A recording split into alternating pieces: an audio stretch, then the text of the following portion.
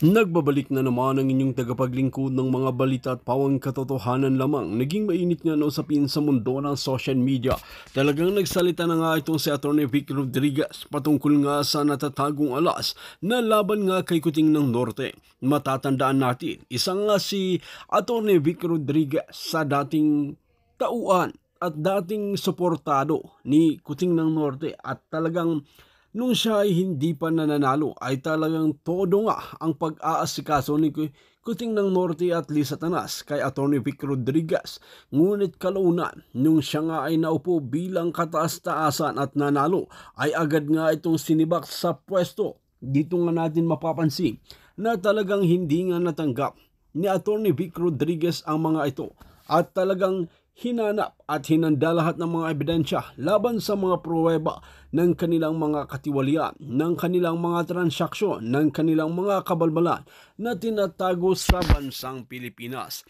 Ngayon nga ay hindi papakawala ni Atty. Vic Rodriguez itong si Kuting ng Norte na ito hanggat hindi umaamin at nagdudusa sa kanyang kasalanan. While mga kaibigan, ito na nga ang pinakahihintay ng taong bayan na talagang magkaroon ng matibay at matatag at matapang na tao gaya ni Atty. Vic Rodriguez. While mga kaibigan, para nga sa karagdagang impormasyon, panoorin nga natin ang buong video. At kung bago ka lamang sa aking channel, huwag kalimutan i-click ang subscribe button at notification bell para lagi kang updated sa ating mga bagong video. At para sa sulit viewers natin dyan, maraming salamat sa walang sawang pagsuporta. Pero patawad po, hindi ko kayang gumawa ng mga lifestyle diretsang pakikipag-ugnayan sapagkat seryoso po ang ating mga problema at kinakailangan natin ng seryosong palitan ng kuro-kuro nang sa ganoon magkaroon tayo ng seryosong solusyon sa mga napakaraming seryosong problema ng ating bansa. Maraming salamat. Si Binibining Maharlika is restreaming now. My live. Maraming salamat, Binibining Maharlika, sa iyong pagre-restream. At ulitin ko, ito po yung pinag-uusapan natin, yung patuloy na nakawan sa gobyerno, patuloy na pagnanakaw dito sa Pilipinas. Ninakaw ang 117 billion pesos PhilHealth funds, ng PDIC funds, 117 billion pesos. Pera ng PDIC, linipat sa program appropriation. Kinuha yung pera ng 25 billion pesos ng DBP at 50 billion pesos ng Land Bank inilagay sa non-performing Maharlika Investment Fund. Yung pera po ng PhilHealth na 60 billion pesos last year, kinuha ng national government, ilinagay sa unprogram appropriation. Ano po yung unprogram appropriation? Ito po yung luho, kapritsyo, pork barrel ng mga mambabatas. At ganun din ang ating mga manggagawa sa gobyerno, 1.8 million strong government workers. Kinuha po yung 2.3 billion pesos ninyo. Sunog na po iyon. Ang nagsabi po niyan mismo ang COA. Sinunog ng GSIS management ang hard-earned 2.3 billion pesos ninyo. 2.3 billion pesos. Yung kinakalta sa inyo tuwing sahod, umabot po ng 2.3 billion, sinunog po ng management ng GSIS. Sa paanong pamamaraan? Bumili po sila ng shares of stock o naglagak sila ng pera sa tatlong publicly listed company na hindi naman po kumikita. Bago sila naglagak noong 2022 or 2023, 3 taon po bago ang 2023. 3 taon hindi po kumikita yung tatlong publicly listed companies. At sa loob ng 3 taon, from 2019 to 2022, ayon sa COA, hindi po ito nagbahagi ng dividendo. Paano nga naman makakapagbigay ng dividendo? Lugi nga ho, hindi kumikita So sinunog sadya yung 2.3 billion pesos ng mga manggagawa sa gobyerno. Mag-ingay kayo, magalit kayo, kagalit-galit ito. Higit pa sa plunder ito. Kay MJ.Ku, do you feel sorry? Do you regret that you endorse? I feel sad, I feel bad, I feel sorry, I feel so ashamed sapagkat hindi ito yung pinag-usapan naming direksyon. Hindi ito yung napag-usapan naming landas patungo sa good governance. Ito ay patungo sa bangkaroteng estilo ng pamumuno, yung predatory governance. Ito ang ginagawa nila. Ayaw nila kayong umunlad. Ayaw nilang tumalino at umunlad ang kabuhayan ng bawat Pilipino. Hindi po tayo bubuti sa ayuda. Wala po ni isang tumanggap ng ayuda ang kayang magbigay ng patotoo na bumuti ang kanyang buhay, na naiahon niya sa kahirapan ng kanyang pamilya. Wala pong buting dulot yung akap ni Martin Romualdez at ni Bongbong Marcos. Ang ibig sabihin po ng akap, ang kakapal ng kanilang pitaka dahil dyan sa walang katapusan na akap, AIX at kung ano-ano pang ayuda na binibigay para mabudol pa kayo lalo. Junkie, sa okay ba sa iyo opinion ni Ted Filon na dapat maglabas ng salin ang mga tumatakbo? Okay po ako doon. Subalit kinakailangan maging responsable naman yung pagpapakita ng salin ng mga tumatakbo. Pero wag po yung tumatakbo dahil wala pa naman po yan sa gobyerno. Mandatory naman ho kasi mga kababayan na pag ikipapasok sa gobyerno, kinakailangan magsumiti ka nung salin. Siguro ang ibig sabihin ng iba ay yung kung dapat bang ilathala o i-publish o ipakita yung salin. Doon no tayo may reservation because it will put in harm's way not just the one who submitted his salin, kung hindi pati ang kanyang pamilya. Kailangan lang responsable yung pagkuha ng salin at kinakailangan malinaw kung saan gagamitin. Kung para kasuhan, meron naman pong privacy mga kaso, pero kung para lang hiyain o dili kaya ay iharas o takutin ang nagsubmit ng salin, wag na po tayong pumayag muna doon. Bukod sa salin, tama, ako po ay nag-submit nung ako ay nag-file ng aking Certificate of Candidacy. Ako ho ay nagsumite ng aking resulta ng aking drug test. Subalit hindi raw po kinakailangan, sabi ng Commission on Election. Bagamat, hindi po kailangan, dinala ko na rin sapagkat baka sakaling tanggapin, at least ako ay nagsumite na ng aking drug test. Yun din ho ang aking sinusulong bilang senador ninyo. Palakasin natin ang PIDEA. Amendahan natin yung kapangyarihan ng PIDEA na bigyan natin sila ng kapangyarihan na magsagawa ng mandatory drug test sa lahat na naglilingkod sa gobyerno at sisimulan natin yan sa tanggapan ng Pangulo para nakakasiguro tayo na tama yung direksyon ng ating bansa. Kay Christine Pangilinan, bakit po sinama ang PMA budget sa education budget? Hindi naman nila hawak yon. Tama yon. Sinama nila yung budget ng PMA, sinama nila yung budget ng PNPA, sinama nila yung budget ng Local Government Academy, sinama nila yung budget ng National Defense College, sinama nila yung budget ng Public Safety College. Hindi naman po under ng DepEd yan. Kaya po nila ginawa yan, rinemedyohan, rinetoke para magmukhang hindi unconstitutional yung budget natin ng 2025 na pinirmahan ni Bongbong. Hindi pa rin na correct yun, hindi pa rin po legal yung pinirmahan niyang budget sapagkat pag inyo pong hinimay at atin po itong hihimayin, higit pa rin pong malaki yung budget ng public works kung iahambing mo sa budget ng Department of Education na kinaltasan ng 12 billion pesos. Binawasan ng 12 billion pesos. Ito'y sa kabila na kulelat po tayo sa larangan ng math, sa larangan ng reading, sa larangan ng science at sa larangan ng spelling. Kulelat po tayo. Kulelat po ang mga kabataang Pilipino. Kinuhaan pa ng 12 billion pesos ni Bongbong Marcos at Martin Romualdez.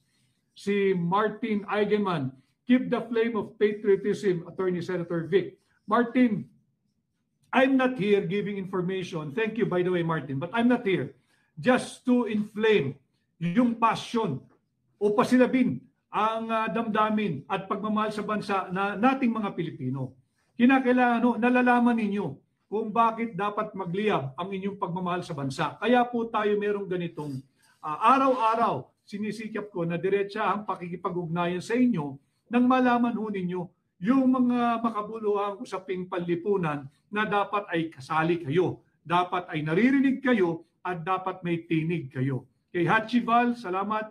Kay Maria Tuazon, kay Proseso Angel Palpalato, kay Edgar Lapurga, dapat kahit 10,000 lang ang ninakaw, dapat parusahan o tanggalin na sa pwesto. Pag-aaralan po natin yan, from 50 million, initial panukala ko, baba natin into 5 million. Pero nakikinig po ako sa inyong lahat, kaya tayo may diretsang ugnayan. Kung kinakailangan pa natin ibaba ho natin. At isunod natin ang parusang bitay o death penalty sa lahat na magnanakaw sa gobyerno. Kay E.G. Gutierrez Escorial, bakit po lagi si VP Sara ang question nila tungkol sa pera? Mas malaki po binubulsa nila. Kasi nga po nais din nilang nakawin ang posisyon ng Vice Presidente kay Inday Sara Duterte. So makikita natin kung gaano kagahaman sa pera, hindi lamang sa pera kundi pati sa kapangyarihan ng mga ito.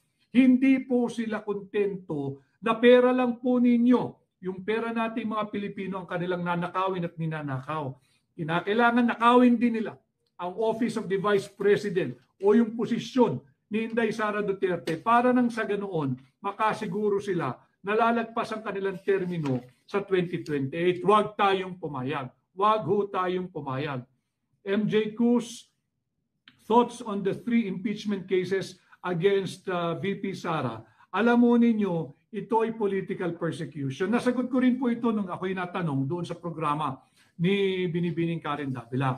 Alam mo ninyo, premature, inunahan ng mga elitistang mambabatas yung trabaho ng COA. Wala pong business ang Kongreso na mag-imbestiga at agawin. Pati po trabaho ng COA, ninanakaw na nila.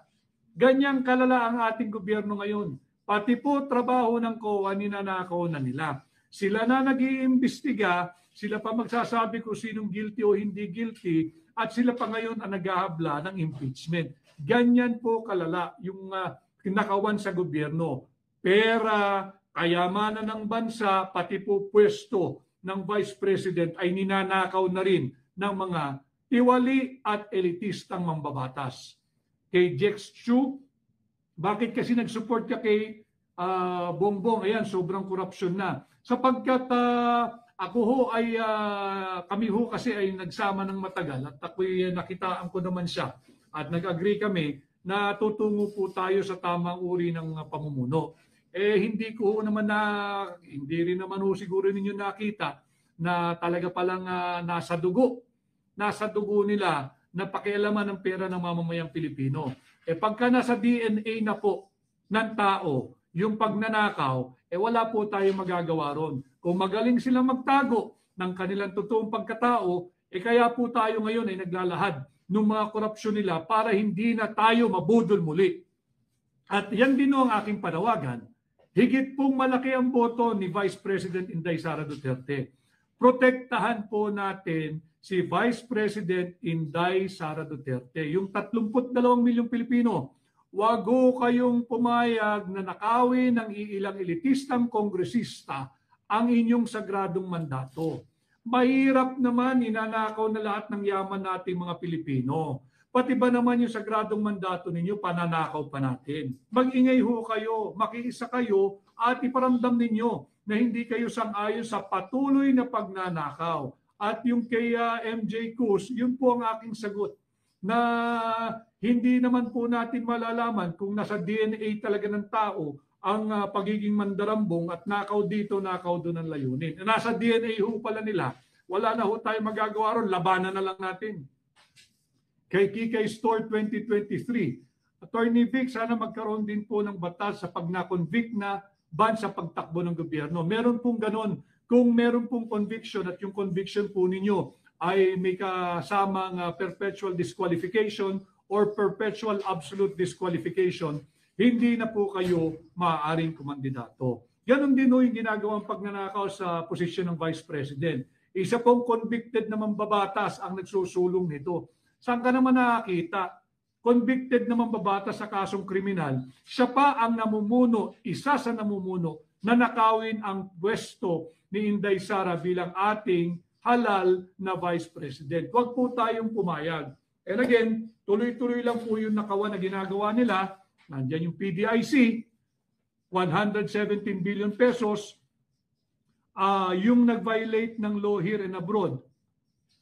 Ano po yung dapat po yung mga nag-violate ng batas dito o sa abroad ay kung dapat hindi na po dapat kumandidato. Basta't meron pong conviction at meron pong patunay na ikay may ginawang hindi ka aya-aya, hindi ka dapat ihalal at hindi ka na dapat pakandidatuhin. Balikan ko lamang o yung listahan ng patuloy na pahaba ng pahaba ang listahan po ng kanilang ninanakaw. Ninakaw yung PDIC, ang halaga po nito ay 117 billion pesos. Ninakaw po, ilinipat yung pera ng DBP at Land Bank, combined amount 75 billion pesos. Ano po naging resulta? Tinawag po ng IMF ang atensyon ng gobyerno ni Bongbong Marcos. Ang sinabi, you have to restore the capital of DBP and Land Bank before they might encounter a liquidity problem. So ikinuha ang pera dapat daw ibalik. Hindi po COA nagsabi niyan, IMF, yung International Monetary Fund. Ganon din po yung kinuhang pera ng PhilHealth, 60 billion pesos tapos walang binigay na budget ngayong taon, nanganganib po yung issue ng kalusugan at kaligtasan ng mga senior citizens, ng mga persons with disability, at ng mga mahihirap at higit sa lahat, yung mga manggagawang kinakaltasan na tinatawag nating direct contributor. So napakarami pong problema at magpapatupad po ng taas na koleksyon na naman din ang SSS. Tama po, sang-ayon ako doon sa mga nananawagang wag munang ituloy yung increase doon sa SSS contribution. Dahil ang sinasabi ho ng mga nananawagan, ang huling partisipasyon ng gobyerno ng Republika ng Pilipinas na magdagdag ng pondo sa SSS ay noong taong 1957 pa. 1957 pa huling naglagak ng pera ang Republika ng Pilipinas diyan sa SSS. Ayon din sa kanilang mandato sa RA 11199. Ilang taon na po yan, hindi nagbibigay ng pera ang gobyerno, ipapasa na naman nila. Sa mga manggagawang Pilipino, dapat muna preno. Hayaan natin ang gobyerno maglagay ng pera sa SSS. At yun nga po, tigilan na yan. Yang ayudang yan, yang akap na yan, yang AIX na yan. Korupsyon lang naman talaga yan. At ngayong nagsimula ang taon, meron din po nagpadala rito, 4 agad ang loan winner ng loto. Yang loto ng PCSO, 4 agad do ang loan winner, loan better nanalo ngayong 2025. Kalalaki po ng premyo, isang 57 million, isang 18 million, isang 314 million, tama ba? 314 million at isang 29.7 million. Pati yung share o bahagi ng PhilHealth na nagmumula po sa PCSO na dapat sana ay automatic papasok sa kaba ng PhilHealth, hindi na rin po binibigay ng PCSO. Pati po yung automatic revenue share ng PhilHealth mula sa PAGCOR, hindi na rin po binibigay ng PAGCOR. Saan dinadala ni Bongbong Marcos ang pera nating mga Pilipino? Saan dinadala? From Boljak TV, Manuel Malyari, Senator, saan po ang mga tagapagtanggol ng mamamayang Pilipino? Parang tulog yata sila. Di nila lamang nangyayari sa ating bayan. Mahirap po gisingin ang nagtutulog-tulugan. Alam po natin yan. Mahirap gisingin ang gising at kinakailangan po magsama-sama tayo dito sa akbang ng maisog at maging tunay at maisog na oposisyon. Kay Tamina's World, masyadong nakalungkot ang nangyari ngayong harap-harapan na ang korupsyon. Pero nagbubulag-bulagan ang mga tao. Marami na pong gising. At nakikita ko dito sa ating pagla-live, ang daming sumasali. Subalit, marami pa ho tayong dapat gisingin. At marami at malawak pa po dapat ang ating abutin at malawak pa rin po ang dapat nating puntahan para nang sa ganoon ay matauhan po ang sambayan ng Pilipino, because it is important for all of us to know what is at stake for every Filipino and for our country this midterm election. From Boljak TV, si Rich Tong, you have our vote. Senator Vic, salamat. Kay Lea Bolyosos, please vote. Attorney Vic Rodriguez, salamat. Salamat. At kay Sunrise Lulu, kay DJ Baronda McQueen, yung bitay po ay electric chair. Ang bitay po kasi natin ngayon ay yung lethal injection. Pag-aaralan po natin yan bilang senador ninyo kung pwede nating maibalik yung death by electric chair instead of lethal injection. Pero sisikapin ko, unang-una, pababain po natin yung threshold ng plunder. It does not make sense. It does not make sense at all why we should wait for these crooks in government to steal more than 50 million pesos before we can run after them and file a case of plunder. Pangdarambong po yan eh. Kaya ibababa natin yung halaga ng plunder from 50 million to 5 million. May nagsasabi 10,000, 1 million. Pag-aaralan po natin yan. At kasunod po niyan, ibabalik natin ang parusang bitay o death penalty sa lahat ng mapapatunayan na nagnakaw sa pera nating Pilipino para matuldukan na yung tila nagiging kultura na ng korupsyon. Huwag tayong pumayag. Ang Pilipino po, ang mga Pilipino hindi magnanakaw.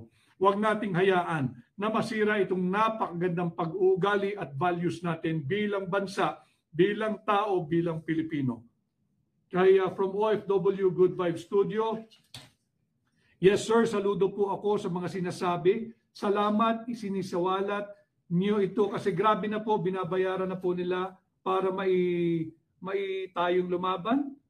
Kapag may eleksyon, nandito kami tutulong sa kampanya mo. Maraming salamat kay OFW Good Vibes Studio. Sana ho, ipangampanya nyo rin ako sa inyong mga kamag-anak, pamilya, kaibigan, kaklase, kapitbahay, kaprobinsya, kasyudad dito po sa Pilipinas at sa lahat ng Pilipino saan man panig ng mundo. Kay Lita Amate Florendo, Attorney Vic, ingat po kayo, maduming maglaro ang mga Marcos. Alam po ninyo, talaga namang hindi ligtas sa peligro yung maging tunay at maisog na oposisyon.